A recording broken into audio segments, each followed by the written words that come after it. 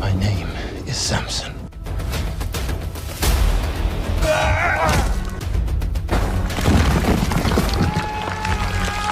सैमसन एक इजरायली जिसे खुदा ने एक बड़े मकसद के लिए चुना था। एक ऐसा इंसान जो तने तनहा हजारों इंसानों को कत्ल कर देने की सलाहियत का मालिक था।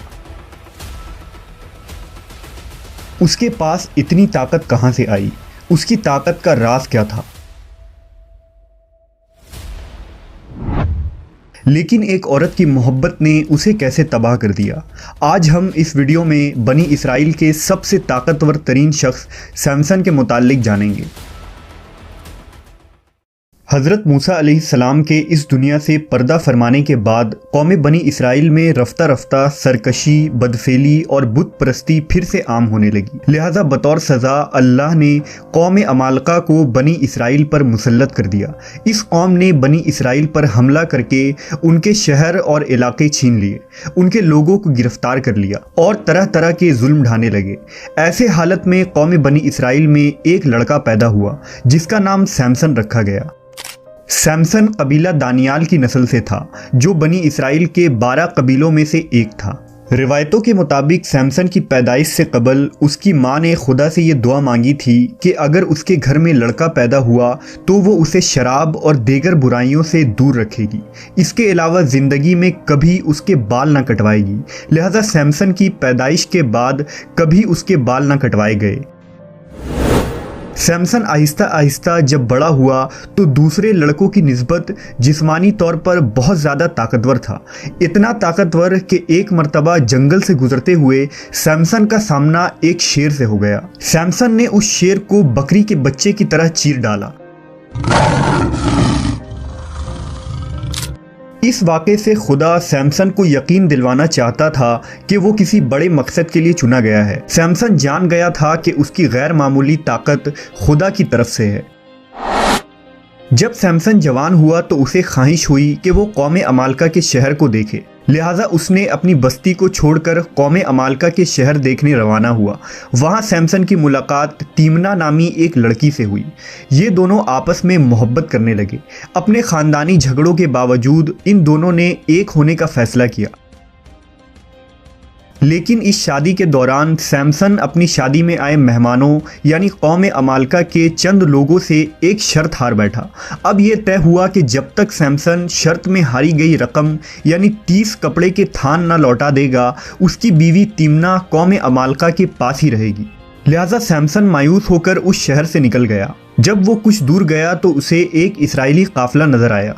उसने उस काफिले में मौजूद 30 आदमियों के मालो असबाब को लूट लिया और शर्त में हारी गई रकम चुकाने वापस गया। लेकिन उस वक्त तक तीमना का बाप उसकी शादी किसी दूसरे शख्स से कर चुका था। गुस्से में आकर सैमसन ने कौम अमालका के तमाम खेत जला डाले, जिसके बदले में अमालका के लोगों ने उसकी साबका बीवी और ससुर को मार डाला। इसके अलावा उन्होंने बनी इसराइल को मजबूर किया कि वो सैमसन को उनके हवाले कर दें। बनी इसराइल ने अपनी जान बचाने के खातिर सैमसन को कौम अमालका के हवाले कर दिया। लेकिन जब कौम अमालका ने सैमसन को पकड़ा तो सैमसन ने अमालका के काबू में आने के बजाय महज एक गधे की हड्डी की मदद से उनके 1000 सिपाही मार डाले।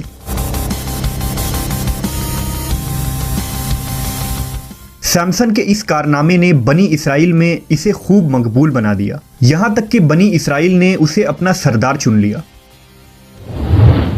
दूसरी तरफ कौम अमालका में सैमसन का खौफ इस तरह बैठ गया कि वो सैमसन के मुकाबले में आने से कतराने लगे। उनकी गुलामी में रहने वाली कौम यानी बनी इसराइल अब सैमसन के बलबूते पर अमालका से जंग के ख्वाब देखने लगे।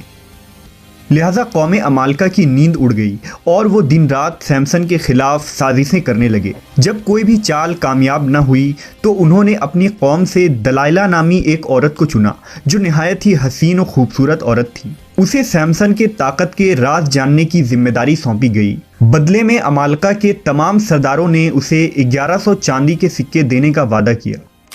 वो औरत सैमसन से मिलने में कामयाब हो गई। जब सैमसन ने उसे देखा तो वो उसके नाज़ो अंदाज से मुतासिर होकर उसका दीवाना बन बैठा।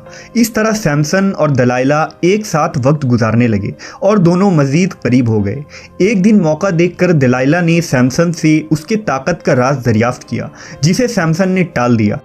रफ्ता रफ्ता दलाइला उससे इसरार करने लगी, यहाँ तक कि उसने सैमसन को धमकी दी कि अगर वो उसे अपना राज ना बताएगा तो वो उससे इलाहिदा हो जाएगी। इश्क के हाथों मजबूर सैमसन ने दलाइला को बताया कि वो जब से पैदा हुआ है उसके बालों को नहीं काटा गया और उसकी शानदार ताकत का राज भी इन्हीं बालों में है। लिहाजा एक रात जब सैमसन दलाइला के गोद में सर रखकर सो रहा था तो मौका देखकर दलाइला ने उसके बालों को काट दिया।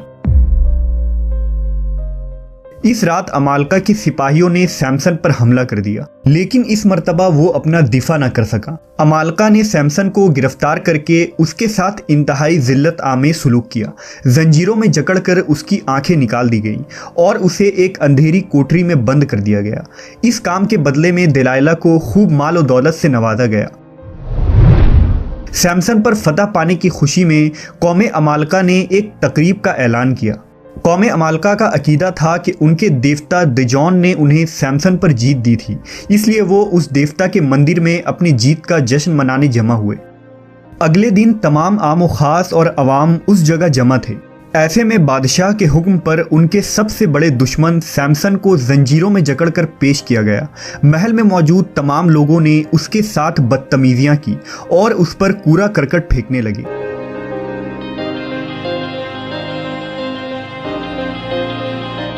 कौम अमालका फतह के नशे में चूर और अय्याशियों में मसरूफ थे। दूसरी तरफ सैमसन ने अपने गुनाहों से तौबा की। वो अल्लाह से दोबारा ताकत मिल जाने की दुआ मांग रहा था, लिहाजा अल्लाह ने उसकी सच्ची तौबा को कबूल किया और अचानक सैमसन की ताकत लौट आई गई है। लोग इधर उधर भागने लगे।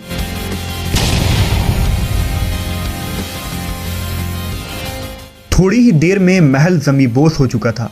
इस वाक़े में अमालका के 3000 लोग मारे गए। सैमसन और दलाइला का ये तारीख़ी वाक़या अहदनामा कदीम के किताबुल क़ज़ा यानी द बुक ऑफ जजेस में तफसील से मौजूद है, जबकि इस्लामी मुवर्रिखीन मसलन कमालुद्दीन दमीरी ने अपनी किताब हयातुल हैवान और अहमद इब्न याकूब ने तारीख़ वदी में ज़िक्र किया है। सैमसन अहले किताब के लिए एक अजीम अल्हाम और एहतराम की कहानी है। वो एक ख़ास खिदमत को अंजाम देने के लिए पाक ठहराया गया था। खुदा ने सैमसन को बेहिसाब ताकत दी थी, लेकिन साथ ही उसे खुदा की इताअत भी करने का हुक्म मिला था। लेकिन सैमसन औरतों की फितनों में पड़ गया, लिहाजा खुदा ने उस पर से अपनी बरकतें हटा दी।